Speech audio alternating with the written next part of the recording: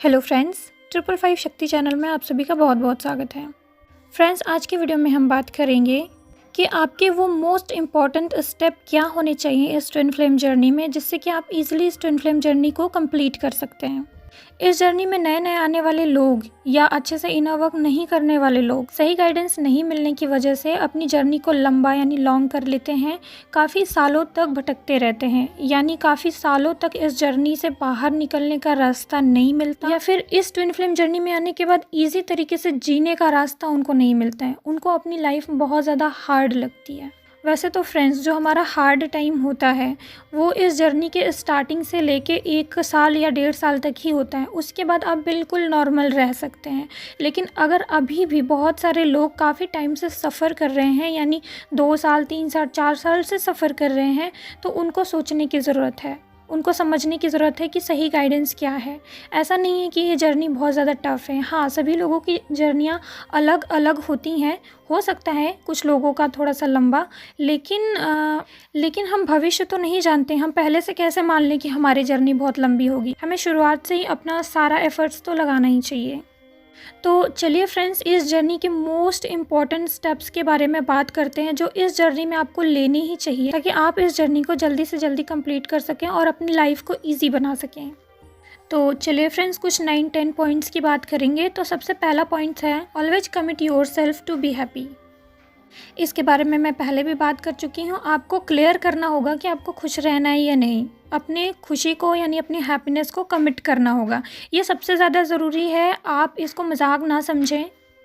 एक लिस्ट बनाएं फ्रेंड्स कि आपको क्या क्या चीज़ें करने में खुशी मिलती है। आपको जो चीज़ करने में खुशी मिलती है आप वही करें। जो भी काम करने में आपको ये लगे कि आप अपना ऑथेंटिक सेल्फ खो रहे हैं, अपनी आत्मा को खो रहे हैं, यहाँ पे आप बहुत ज़्यादा सेक्रीफाइस कर रहे हैं, यहाँ पे आपको कोई भी खुशी नहीं मिल रही है, ऐसा कोई भी एरिया अगर आपकी लाइफ में है तो वहाँ से निकल जाएं, उसको लेट गो कर दें। वहाँ पे अपनी खुशी को क्लेम करें, उस जगह पे अपनी खुशी को चूज़ करें। फ्रेंड्स, अगर कोई चीज़ आपको खुशी देती है तो उसके लिए स्ट्रगल करना अच्छी बात है।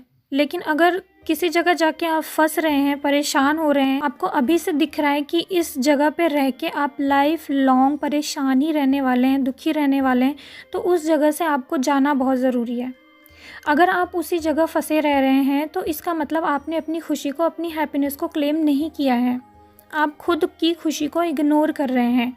अगर आप खुद ही खुश नहीं रहना चाहते हैं तो गॉड आपकी क्या मदद करेंगे। आप कोई ऐसा इंसान बनने की कोशिश ना करें कि हम सेक्रीफाइस करके महान बन गए और उसके बाद हम लाइफ टाइम तक सफ़र कर रहे हैं, खुद भी दुखी हैं और अपने आसपास जो रहने वाले हैं उनको भी दुखी कर रहे हैं, है ना। आप खुद ही खुश नहीं रहेंगे तो हम दूसरों को क्या खुश रखेंगे। तो इसलिए फ्रेंड्स, अगर आप खुश रहना चाहते हैं, अपना सोल पर्पस खुशी खुशी करना चाहते हैं, इस दुनिया में हैप्पीनेस सर्व करना चाहते हैं, तो आपका खुद का खुश रहना ज़रूरी है। आप किसी बंधन में ना पड़ें। जिस बंधन से आपकी सोल को पेन हो रहा हो वो बंधन को लेट गो कर दें, फिनिश कर दें। हाँ, पता है आपको डर लगता है, लेकिन डर ना लगे इसीलिए तो आपको इनर वर्क करना है। आप इनर वर्क क्यों कर रहे हैं? इसीलिए ना कि अपने आप को इवॉल्व कर सकें, अपने अंदर के फियर को हटा सकें। तो किस लिए इनर वर्क कर रहे हैं?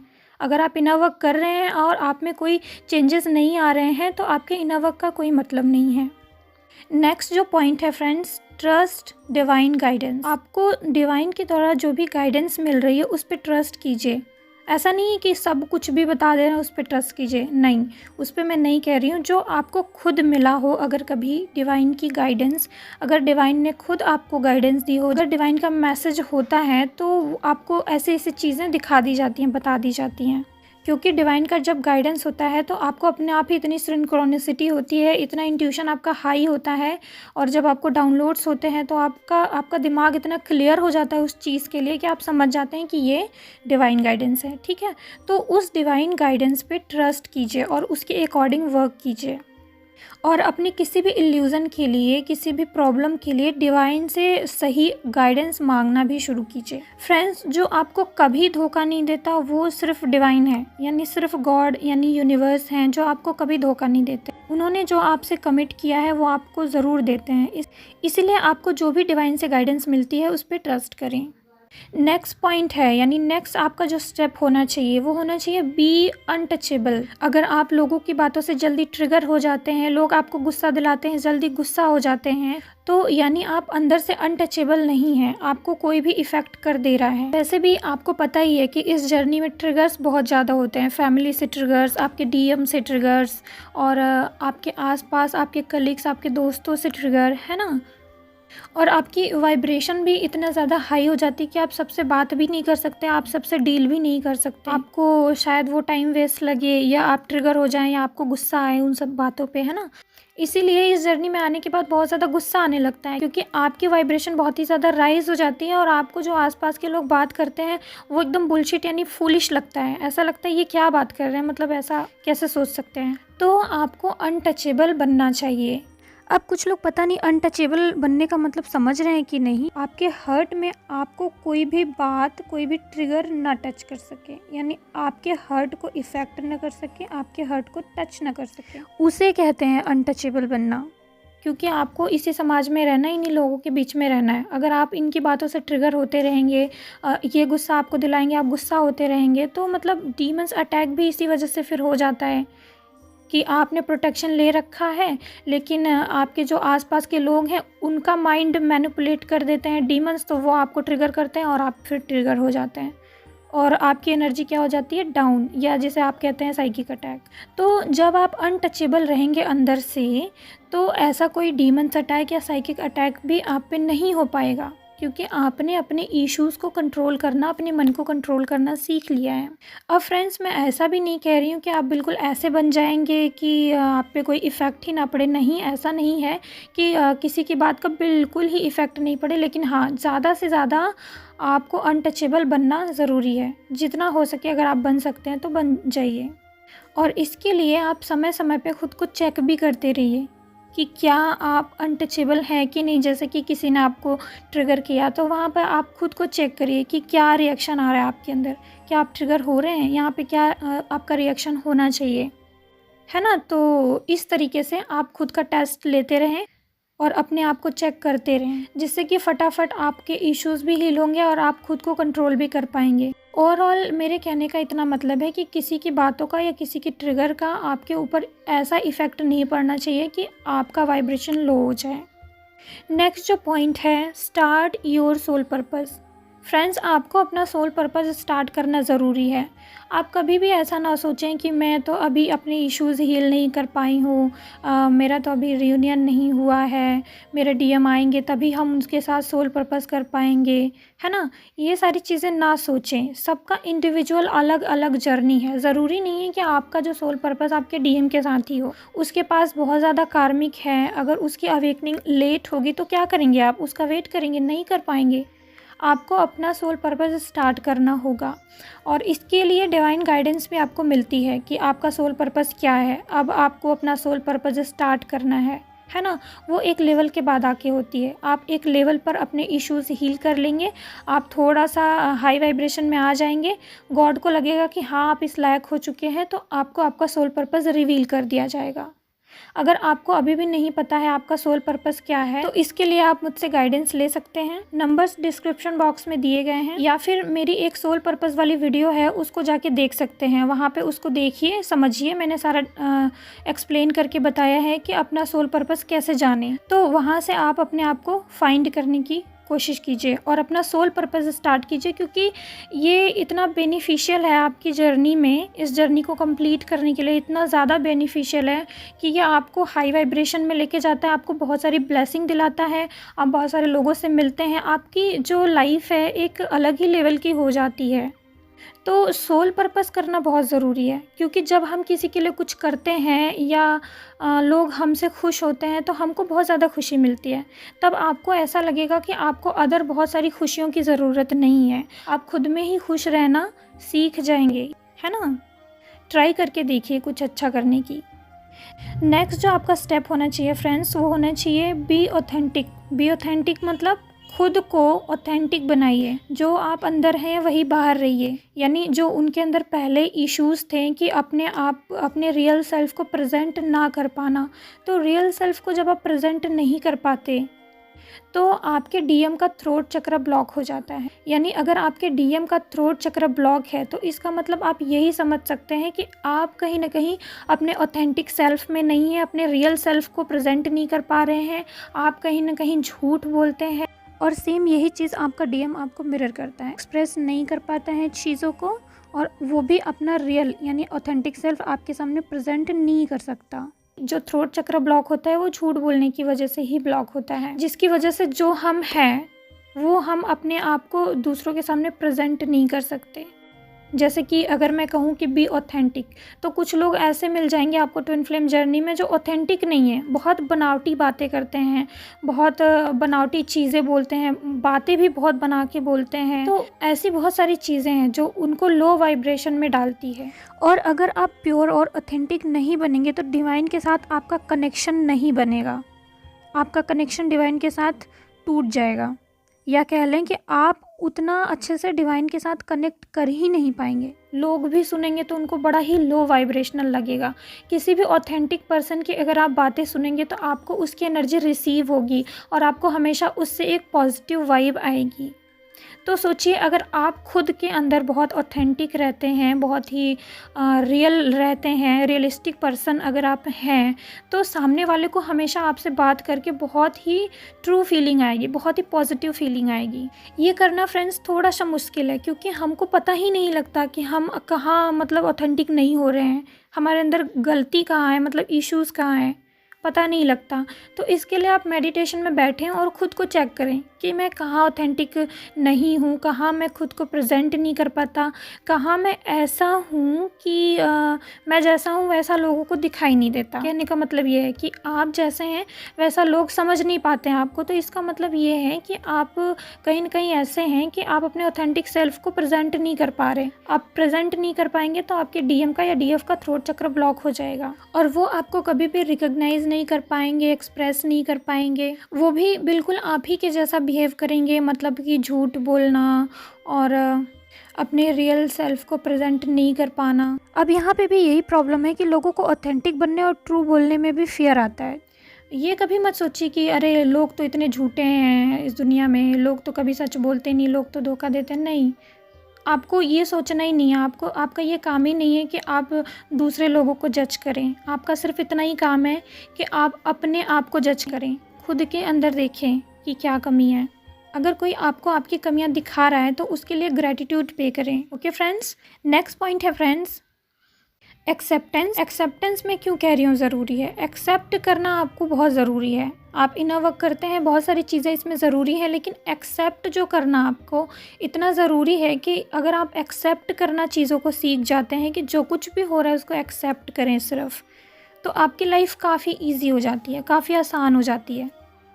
ब्लेमिंग की एनर्जी में ना रहें कि ये हो गया, वो हो गया, अरे बड़ा गलत हो गया। नहीं, सभी चीज़ों को एक्सेप्ट करें एज इट इज़, जैसी हुई है या जैसी होने वाली हैं। गलत हुआ है उसको एक्सेप्ट करें, अच्छा हुआ है उसको एक्सेप्ट करें। जब आप एक्सेप्टेंस की एनर्जी में आ जाते हैं फ्रेंड्स, एक्सेप्टेंस की एनर्जी आपको पता है बहुत ज़्यादा हाई वाइब्रेशनल एनर्जी है। अगर आप वाइब्रेशन चार्ट फॉलो करते हैं तो आप देखेंगे कि ये एक्सेप्टेंस की एनर्जी बहुत ज़्यादा हाई वाइब्रेशनल एनर्जी है। एक्सेप्टेंस की एनर्जी में आने से आपकी वाइब्रेशन एकाएक बढ़ जाती है। जैसे कि अगर आपके बहुत सारे नीचे वाले इश्यूज़ हील नहीं हुए हैं, जैसे एंगर या कोई गिल्ट है, फिर भी अगर आप एक्सेप्टेंस की एनर्जी में आ जाते हैं, हर चीज़ को एक्सेप्ट करना सीख जाते हैं, तो आप इन सब चीज़ों से काफ़ी ज़्यादा आगे चले आते हैं। ये सब चीज़ें अपने आप ही हील हो जाती हैं और आप सब चीज़ों को एक्सेप्ट करना सीख जाते हैं। इसको आप इस तरीके से भी ले सकते हैं कि अगर आप वाइब्रेशन चार्ट के जो हायर वाइब्रेशन वाले चीज़ें हैं, हायर वाइब्रेशन वाले इश्यूज़ हैं, अगर आप उन पे फोकस करें, उन पे ध्यान दें और वो इशू को ज़बरदस्त पकड़ लें और अपने अंदर सॉल्व करें, तो आपके जो लोअर वाइब्रेशन वाले इश्यूज़ हैं वो अपने आप आपके अंदर ख़त्म हो जाएंगे। आपको उनको अलग से ख़त्म करने की ज़रूरत नहीं। हायर वाइब्रेशन की कुछ इश्यूज़ उठाइए, उसको अपने अंदर चेक कीजिए, उसको हील करने की कोशिश कीजिए, उसको प्रैक्टिस कीजिए। प्रैक्टिस कैसे करना है, मतलब कोई भी आपको ट्रिगर करे तो वहाँ पे आप खुद को चेक कीजिए कि क्या हो रहा है, कर पा रही हूँ, मैं नहीं कर पा रही हूँ। एक्सेप्ट करना चीज़ों को बहुत ज़रूरी है। हम एक्सेप्ट नहीं कर पाते, हमारे साथ कुछ गलत हो गया, ये हो गया, वो हो गया, हम एक्सेप्ट नहीं कर पाते, ब्लेमिंग की एनर्जी में आ जाते हैं, ब्लेम करते हैं, कभी डीएम को ब्लेम करते हैं, कभी इधर उधर किसी को ब्लेम करते हैं जिसने हमें ट्रिगर किया है कि इसकी वजह से ऐसा हो गया, इसने मेरे साथ ऐसा क्यों करा। नेक्स्ट जो पॉइंट है फ्रेंड्स वो है मिरर एक्सरसाइज। बहुत ज़्यादा ज़रूरी है इस जर्नी में मिरर एक्सरसाइज करना। किसी को भी अगर मिरर एक्सरसाइज नहीं आती तो वो सीख ले। मिररिंग कैसे देखते हैं, अपने डीएम के अंदर जो भी कमी है वो हमारे अंदर कमी है, हमको अपने अंदर से वो कमी पकड़ना है और उसको हील करना है, ठीक करना है। ऑलमोस्ट सभी को मिरर एक्सरसाइज के बारे में पता होगा, मैं यहाँ पे बस इसको ज़्यादा एक्सप्लेन नहीं करूँगी क्योंकि मिरर एक्सरसाइज लगभग सबको पता है, सब लोग करते भी होंगे, है ना। तो अगर नए नए कोई आए हैं, अगर उनको पता नहीं है मिरर एक्सरसाइज के बारे में, तो वो मिरर एक्सरसाइज जानने का प्रयास करें, उसको मिरर एक्सरसाइज के थ्रू अपने इश्यूज़ को हील करें ताकि वो बहुत ही जल्दी से जल्दी इस जर्नी को कंप्लीट कर सकें, अपने अंदर के इश्यूज़ को जल्दी से जल्दी हील कर सकें। नेक्स्ट पॉइंट है friends, clear your all doubt. आपको इस जर्नी में कभी भी कोई भी डाउट आता है तो उसको क्लियर करना बहुत ज़रूरी है। आप ऐसा नहीं कर सकते कि आप उसी डाउट के साथ इस जर्नी में बने रहें। जितना ज़्यादा आपका माइंड क्लियर होगा फ्रेंड्स, उतना ज़्यादा आपके ट्विन फ्लेम का माइंड क्लियर होगा, उतना ही ज़्यादा आप ईज़िली और क्लियरली इस जर्नी को समझ पाएंगे और कंप्लीट कर पाएंगे, और उतना ही ज़्यादा फास्ट वे में कंप्लीट कर पाएंगे। इसीलिए आपको अगर इस जर्नी में कोई भी डाउट आए कि हाँ मेरे साथ ये क्यों हो गया, हाँ ये मेरा ट्रू ट्विन फ्लेम है कि नहीं, कहीं ये मेरा फॉल्स ट्विन फ्लेम तो नहीं है, मैं इस ट्विन फ्लेम जर्नी में हूँ कि नहीं, कहीं ये मेरा इल्यूज़न तो नहीं है। ऐसा नहीं है कि आप जो छोटे छोटे आपके सपने हैं उनको क्लियर करने लग जाइए। अगर आप नंबर्स के पीछे और सपनों के पीछे ही पड़े रहेंगे कि मुझे ये सपना आया इसका क्या मतलब, मुझे ये नंबर दिखा इसका क्या मतलब, नहीं, ये सब नहीं करना है। जब आपको डिवाइन कोई सपना दिखाता है, जब उसका मेन कोई मतलब होता है ना, आपको अपने आप ही आ जाता है कि हाँ मैंने ये ड्रीम देखा, इसका ये मतलब है। गॉड आपको ऐसा सपना क्यों दिखाएंगे कि आपको उसका मैसेज ही समझ में ना आए। आपको मैसेज देने के लिए तो उन्होंने सपना दिखाया, और वैसे उन्होंने ऐसा सपना दिखा दिया कि आपको उसका मीनिंग ही समझ नहीं आ रहा। तो वो सपना दिखाने का मतलब ही क्या है। तो जब कोई सपना आपको समझ ना आए ना, उसके पीछे मत पड़िए। गॉड से कहिए कि मुझे क्लियर सपना दिखाइए जो मैं समझ पाऊँ, या अगर आप मुझे ऐसा सपना दिखा रहे हैं जिसका मतलब मुझे समझ नहीं आ रहा, तो मुझे कोई ऐसा पर्सन अपने आप ही अवेलेबल करा दीजिए जो मुझे इस सपने का मतलब बता दे, या मुझे ऐसी कोई चीज़ आप मेरे सामने ला दीजिए जो मेरे इस सपने का मतलब बता दे, है ना। तो आप ऐसी चीज़ें कीजिए, ना कि उसके पीछे भागिए कि बस बता दो क्या सपने का मतलब है, छोटा सा सपना आया इसका क्या मतलब है। ये सब करके अपना टाइम वेस्ट मत कीजिए, आप अपने मेन कामों में लगे रहिए। अगर आपको यूनिवर्स को कोई मैसेज देना है तो अपने आप ही वो आपको क्लियर ऐसा मैसेज देंगे जिसका मीनिंग आपको समझ आ जाएगा। तो ओवरऑल मेरे कहने का मतलब ये है कि अगर कोई भी आपको ऐसा इम्पोर्टेंट बड़ा डाउट है तो उसको ज़रूर क्लियर करें। इस जर्नी में उसको क्लियर किए बिना आगे ना बढ़ें। अगर आगे ऐसे ही बढ़ते हैं तो आपके इल्यूज़न, आपका माइंड क्लियर नहीं होने की वजह से आपकी जर्नी में डिले हो सकता है, लेट हो सकता है, और हो सकता है कि आप वो बहुत सारे एक्सपीरियंस जो आप अभी कर सकते हैं वो नहीं कर पा रहे हों। क्योंकि जो एक्सपीरियंसेस आपको करने हैं वो एक्सपीरियंसेस तो आपको करने ही हैं, अभी करिए चाहे बाद में करिए। एक और इम्पॉर्टेंट पॉइंट है friends, make your love list. ये थोड़ा सा लंबा हो जाएगा और इसको समझाने में भी थोड़ा सा टाइम लगेगा, क्योंकि एक लव लिस्ट हमें बनानी है, एक ऐसी लिस्ट बनानी है जो हमारे लिए हमारी वाइब्रेशन को मैच करती है। तो आने वाले वीडियोस में मैं उसको अच्छे से एक्सप्लेन करके बताऊंगी कि कैसे आप एक ऐसा लिस्ट बनाएं जिससे कि आप वो चीज़ अपने लाइफ में अट्रैक्ट कर सकें जो रियली में आपको चाहिए, जो आपकी वाइब्रेशन से मैच करती है। ठीक है फ्रेंड्स, वीडियो काफ़ी लंबा हो गया, आज के लिए बस इतना ही। जो पॉइंट मैंने बताए हैं वो बहुत इंपॉर्टेंट है। अगर हो सके तो इन पॉइंट्स को आप लिख लीजिए और उस पर एक एक करके काम कीजिए। ऐसा करने से भी आपकी जर्नी फास्ट हो जाएगी और बहुत सारे एक्सपीरियंसेस आप खुद ही कर पाएंगे। तो ओके फ्रेंड्स, आज के लिए बस इतना ही। नेक्स्ट वीडियो में फिर मिलते हैं एक नई गाइडेंस के साथ, एक नए टॉपिक के साथ फ्रेंड्स। तब तक के लिए ओम नमः शिवाय, ओम साईं।